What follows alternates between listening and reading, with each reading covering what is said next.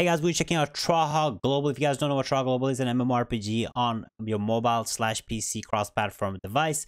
It's an open world free-to-play MMORPG, and this is a game that I played for many months that I recently quit.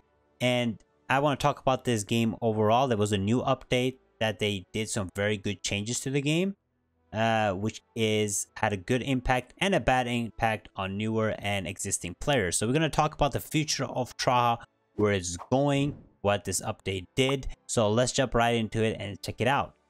So as you guys know, I talked a lot about Traha when it came out. I still think it's one of the better games on mobile. It's a very well polished game, and it seems like right now the developers and the managers are actually trying to listen and make those good changes that this game need, and changes that I have been pushing for a long time.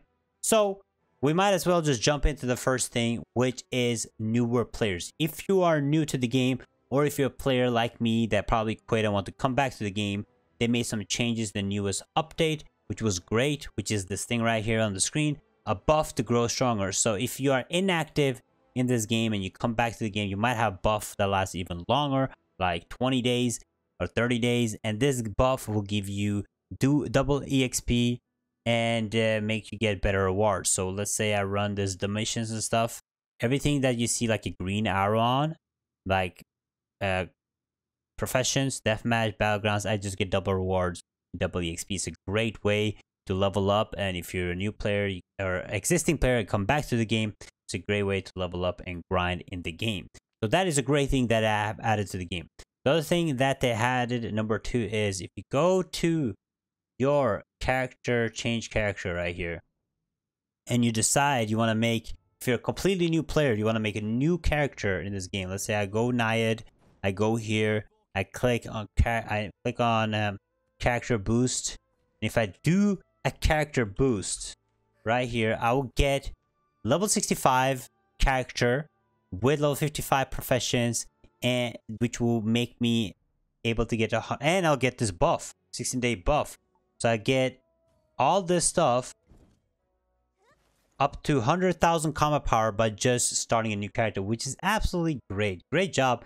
You know, I'm very happy that Traha Global did this, and I've been asking for this for a long time, for new players to be able to catch up and play this game and enjoy the game. It's a great way to have people play the game and enjoy the game. It's a great thing. 2 good things. I like it. And then however, one more good thing. I added one more good thing. Let's talk about the last good thing, which is auto quest, auto pathing. Now this game had no auto, you guys know this, which was great about the game. People loved that, but eventually some stuff got tiring, like the daily quests and then the kingdom quests and basically your dailies. It got boring, but they have added auto now. Some people might not like it, but I do enjoy it. If you don't like it, you can still play it like you want. But you can basically do your dailies and side missions on auto, which is also great because eventually those dailies get boring because it's the same thing you do overall. But you can only do auto quests when it comes to your dailies. When it comes to PvP or anything, you cannot do auto or anything like that. So great things. Now, I've talked to the great things. It's time to jump over to the negatives, okay? Because let's be real, there's a reason I quit the game. There's a reason a lot of people are still quitting the game. Unfortunately, we are still looking to see some changes to that. And those are very simple. First of all, this has been since the start of the game, is the balancing, okay? If you guys know, this game is very PvP focused, a lot of PvP stuff in this game. So, for example, if you guys go to Battlegrounds and Territory Wars, you will see right now they're adding like the tier buffs. But if you look at the Siege, where's the Siege? Siege War right here. You guys will see Vulcan as a tier 5 buff. That means they lost a lot of times. They still haven't made like good balancing changes to the Siege War. Faction balancing is absolutely horrendous in this game.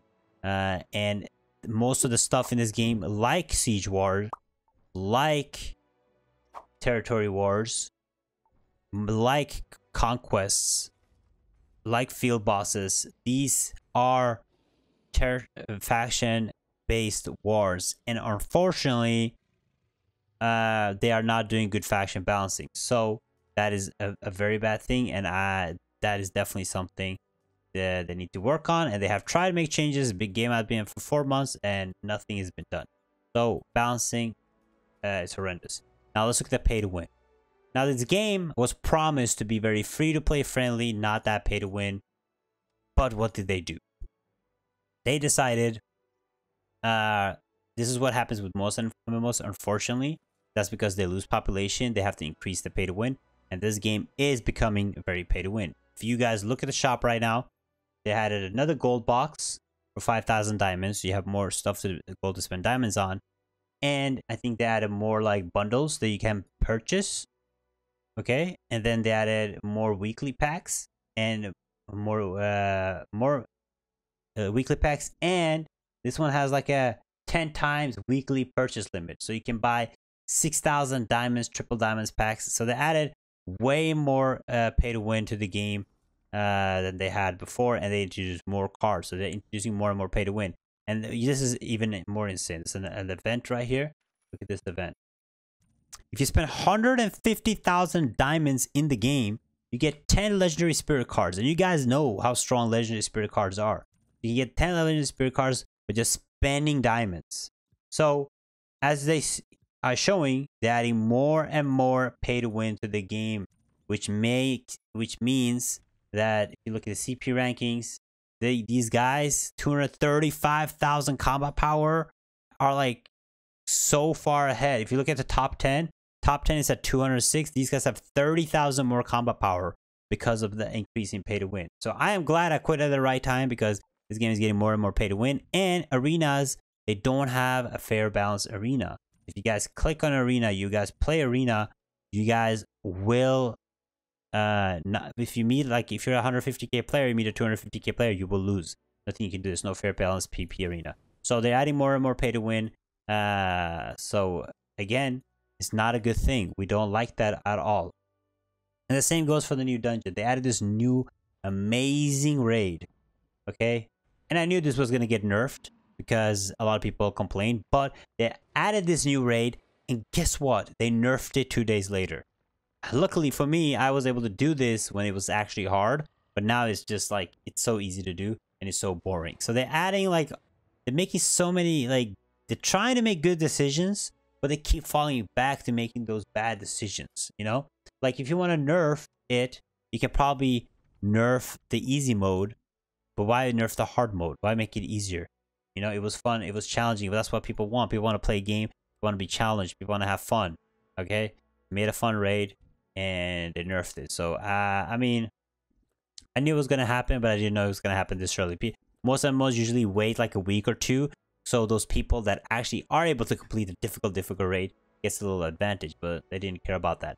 So again, some good changes, but also a lot of bad stuff that are still happening to the game, and still changes that I want to see. I don't know how the class balancing is. I think the class balancing is a little bit better. Always some classes that are dominating other classes. They added this new guild hall, which was absolutely a flop. It was a fun concept, but apparently it's too much, too expensive to do crafting and use stamina and stuff. So as a new player, should you get into Traha Global?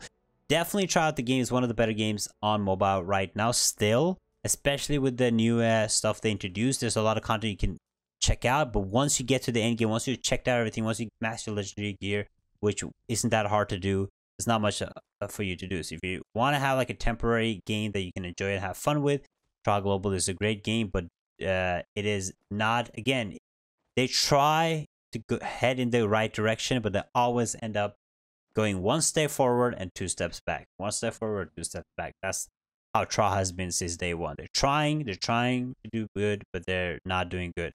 But great way for new players. If you're a new player, you can have fun. If you're an existing player, or if you're getting a player getting close to the end game and tried out a lot of content, definitely not a game for you. So Traha Global, will I be coming back to Traha Global? No. Will I be making some guides still? Sure, guys. If you guys have any questions or guides, there's a lot of content of Traha in my channel. So if you guys need help or tips or beginner stuff, You guys can check out all of my guides. But thank you guys so much for watching. Take it easy and give me a like, subscribe. Check out this video right here, and I'll see you guys next time. Bye bye.